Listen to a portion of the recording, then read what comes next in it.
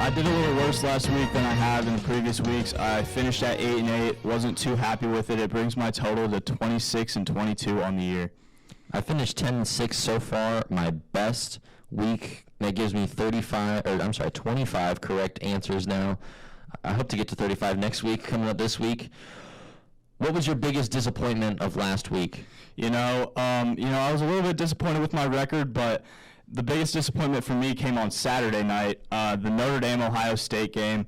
The Irish were in control the whole time. Sam Hartman and Audric Estime in that offense were really working, but at the end of the game, that Ohio State offense really came to life, and they came out with the win. I agree. That was truly a disappointing game. I was watching the game, turned it off, and came back and saw Ohio State running down the field. 10 people on the field. Yeah, for Notre Dame. That was a big concern. I mean, how does that happen? Those are just mental errors you make down at the end of the game. All right, let's jump in to this week. Starting off Thursday Night Football, Lions, Packers. Who you got? I've got the Lions here. I'm continuing to be impressed with Jordan Love, the Packers' new quarterback. But the Lions also continue to impress me, and the key in this game for that Lions team is going to be the pass rush. Jordan Love has only been sacked 3 times this entire year. He's missing a few old linemen, which could be an advantage to Aiden Hutchinson, the Michigan product, and this Lions pass rush. I got to go with the Packers this week. It's Thursday Night Football. We've had 2 teams who, in my opinion, have made some unexpected highlights so far this season. Look, Love and the Packers snatched a good win last week against an undefeated Seahawks team. That was a really close game. I think the Packers did a great job of holding on to the ball. They had over twice as many rushing yards as the Seahawks and held the ball for 14 minutes longer. When you go to play this small ball type of offense and you get a large amount of time possession, you give your team a great opportunity to score each time you get the ball. And I think the Packers did a great job of doing that. Jags-Falcons is our next big game of the week. This is a London showdown, the first of 3 this year. Look, I fully expect this game to be a blowout, but I'm not sure which team's going to get the blowout. I haven't been impressed with either of these teams this year, but the Falcons lost to the Lions last week compared to the Jags, who lost to the Texans. I'm going to have to go with the Falcons on this one. I think the Lions were a little bit of a better team last week. What do you think? I've got the Jaguars here. It's an early morning game, 9:30 kickoff a.m. here in Indy. The game's being played at Wembley Stadium in London, and this London trip is an adjustment for these NFL teams, and it's an adjustment that the Jags have made before. They've played in London in the past, and the Falcons aren't used to it, so I've got the Jags. Alrighty, our next big game is going to be Bills-Dolphins. Look, in my opinion, last week was a fluke. I've been loving the Dolphins all year, but I don't think they're that good. I think there were just too many mental errors from the Broncos, and that led to this scoregami, 70-20. I don't know how many teams have ever scored 70-plus points. I think only a couple, but the Dolphins did it last week. Now, do you have anyone on the Dolphins team for your fantasy? Unfortunately not. I wish I did. I played against a lot of them, and I lost a lot of fantasy games this week because of it. I know their running back went off the charts on points last week. Yes, he did. But I think the Bills are having a great season. Like I said before, Josh Allen is still my guy. He's still my MVP pick, so I got to go Bills on this game. Who do you have? I'm going Dolphins here. This is a huge division rivalry. Like you said, the Finns scored 70 points last week. Can't really expect that to happen again. This is going to be a lot closer of a game than it was last week for the Dolphins. Can any defense stop them is really the question.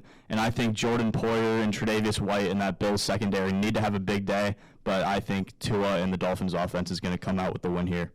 All right, let's move on to our last big game, Sunday Night Football. We got Chiefs, Jets. Who do you got? I've got the Chiefs here. The Jets have looked bad with Zach Wilson so far at quarterback.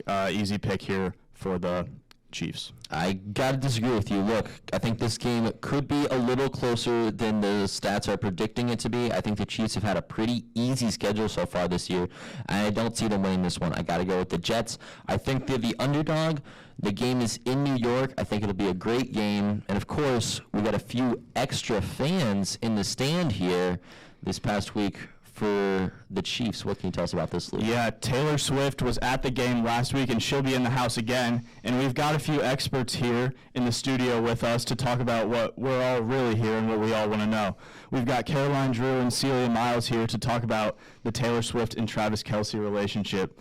So, Celia, what are your thoughts on this relationship between Taylor Swift and Star Chiefs tight end Travis Kelce? Yay! Okay, so I think that this relationship is super good and I've been really obsessed with it, and I think that it's really good because it's just a high school relationship, cheerleader and pop star. Or wait, no, football player and cheerleader, but she's a pop star, which is just a perfect relationship. And they're never gonna be competitive with each other, which is why I think it's gonna last so long because they're doing two different things, and she has her own thing going for her, so she's not mooching off of him. But she hasn't really been with anyone like this before, so I think it'll be really good. All her exes didn't really do anything for themselves, but he has a good career. And no, she's not really into the sports guys. I feel she's finally moving on from the musicians. And the reason I think it's so good is because both their moms are so cute, and when they meet, they're just gonna it's all just gonna be so perfect. I love it. So, Caroline, how did this relationship start? So I first heard about it on the New Heights podcast when Jason brought it up. He said, what did he say, Celia? He said that Travis was at the Eras tour and that Travis really wanted to give Taylor a friendship bracelet with his number on it. And that first sparked the rumors, I think, and now finally Taylor was in the Kelce suite this weekend with his mom, and I think that was their first hard launch.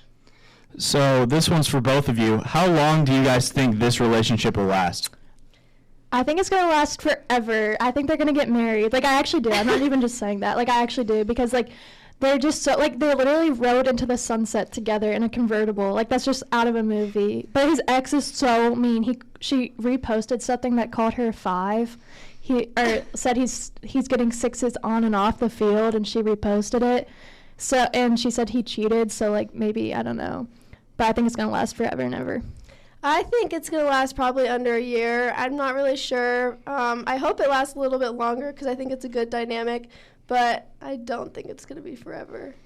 Very insightful, guys. Thank you. Okay, let's move on to the rest of these NFL matchups. We're going to roll through them pretty quickly here.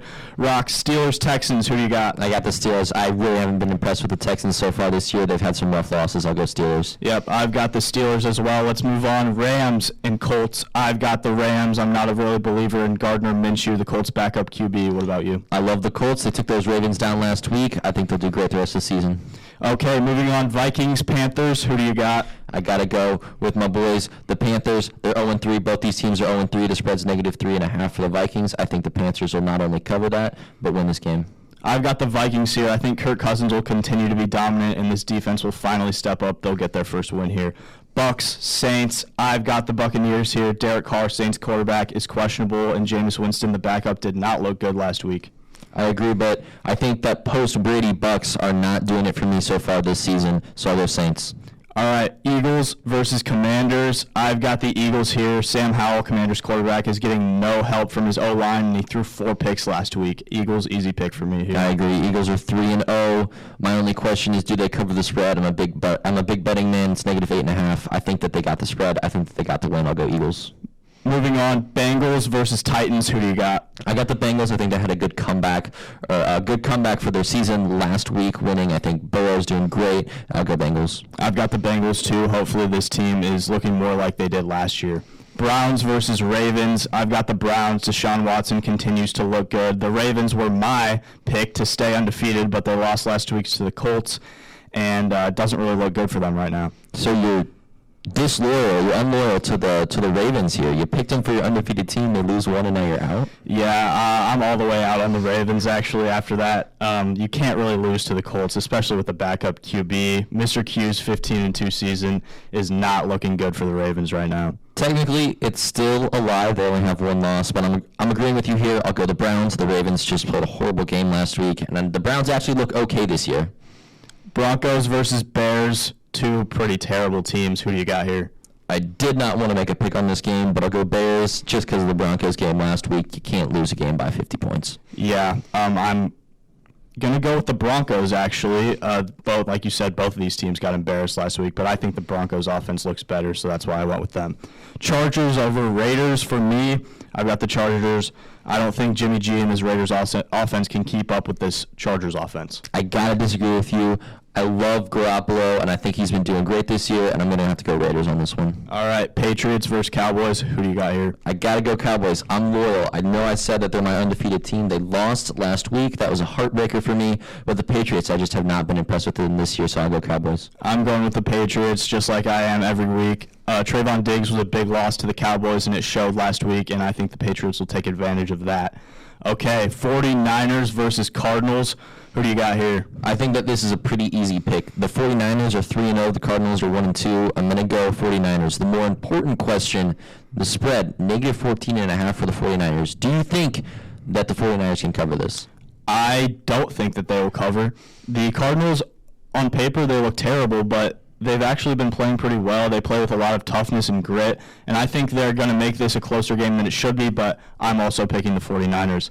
Okay, to wrap it up, Seahawks versus Giants. Who do you got here? I'm going to have to go Seahawks on this one. This is a pretty easy game for me. I know it's in New York. The Seahawks are on the road, but I haven't been impressed with the Giants this year, and I think that the Seahawks are going to take this one pretty easily. Yep, I've got the Seahawks too. Just can't trust this Giants team right now with Saquon Barkley out.